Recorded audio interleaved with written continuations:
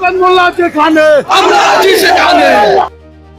ক্যানিং পূর্বে কি শুরু হয়ে গেল ভিতরের লড়াই? ভোটের আগেই কি ফুঁসে উঠছে তৃণমূলের অন্দরের ক্ষোভ? প্রার্থী ঘোষণা হতে রাস্তায় নামলেন দলীয় কর্মী সমর্থকেরা। ক্যানিং পূর্ব বিধানসভায় তৃণমূল কংগ্রেসের পক্ষ থেকে ভাঙড়ের নেতা বাহারুল ইসলামকে প্রার্থী করা হয়েছে। আর এই ঘোষণার পরেই দেখা গেল বিক্ষোভের ছবি। জীবনতলা চৌমাথা এই গুরুত্বপূর্ণ এলাকায় জড়ো হলো তৃণমূলের একাংশ কর্মী সমর্থক। তাদের অভিযোগ, স্থানীয়দের উপেক্ষা করে কেন বহিরাগত প্রার্থী? এই প্রশ্নকে সামনে রেখে শুরু হয় বিক্ষোভ। উঠে আসে ক্ষোভ আর অসন্তোষের সুর। প্রতিবাদীদের দাবি, ক্যানিং পূর্বে দীর্ঘদিন ধরে যারা দলীয় সংগঠনকে মজবুত করেছেন, মাঠে থেকে লড়াই করেছেন, তাদের বাদ দিয়ে হঠাৎ করে বাইরে থেকে প্রার্থী আনা হয়েছে। এতে স্থানীয় কর্মীদের মধ্যে হতাশা তৈরি হয়েছে বলে দাবি তাদের।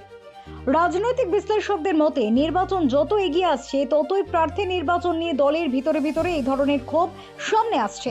বিশেষ করে দক্ষিণ 24 পরগনার মতো স্পর্শকাতর এলাকায় প্রার্থী বাছাই সবসময় একটি বড় ফ্যাক্টর হয়ে দাঁড়ায়। এখানে আরও একটি বিষয় গুরুত্বপূর্ণ, ক্যানিং পূর্ব এমন একটি কেন্দ্র যেখানে তৃণমূলের পাশাপাশি বিরোধী শক্তি, বিশেষ করে আইএসএফও শক্তিশালী অবস্থানে রয়েছে। ফলত এই ধরনের আভ্যন্তরীণ অসন্তোষ নির্বাচনের ফলাফলে প্রভাব ফেলতে পারে বলেই মনে করছেন অনেকে। আমাদের দাবি মূল হচ্ছে যে আমাদের ঘরের ছেলে ঘরে থাক। আমরা চাই শওকত মোল্লা আমাদের বিধায়ক, তিনি ক্যানিং পূর্বে থেকে দাঁড়াক। আমরা আমাদের অঞ্চল তথা সারাঙ্গাবাদ অঞ্চল, এখানে যে 38,000 ভোটার, এছাড়া আরো যা ভোট আছে, আমরা গত নির্বাচনে 30,000 ভোট লিড হয়। সেখান থেকে আমরা চাইছি যে আমাদের টোটাল বিধানসভার সব মানুষ, আমাদের মা বোনেরা সবাই আজকের রাস্তায় নেমেছে, কাল নামবে। এখন থেকে 29 তারিখ পর্যন্ত আমাদের একটাই দাবি, আমাদের শওকত মোল্লাকে আমাদের ক্যানিং 2 এর প্রার্থী করা হোক।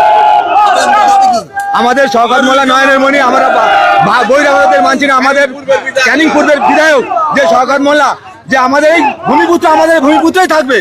আমরা বহিরাগতদের মানছি না। আমাদের যে শওকত মোল্লা নয়নের মণি, এই নয়নের মণি আমরা চাই। আমরা নয়নের মণিকে আমরা বাইরে দিতে দিচ্ছি না। আমরা আজকের অবরোধ করেছি।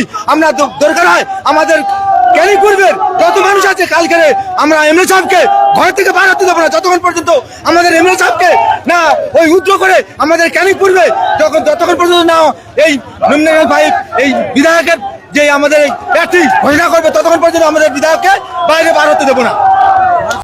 যদিও দলীয় নেতৃত্বের তরফে এখনো পর্যন্ত এই বিক্ষোভ নিয়ে কোনো আনুষ্ঠানিক প্রতিক্রিয়ার সামনে আসেনি, তবে রাজনৈতিক মহলে প্রশ্ন উঠতে শুরু করেছে, এই ক্ষোভ কি সময় নাকি প্রভাব পড়বে ভোটের ময়দানে?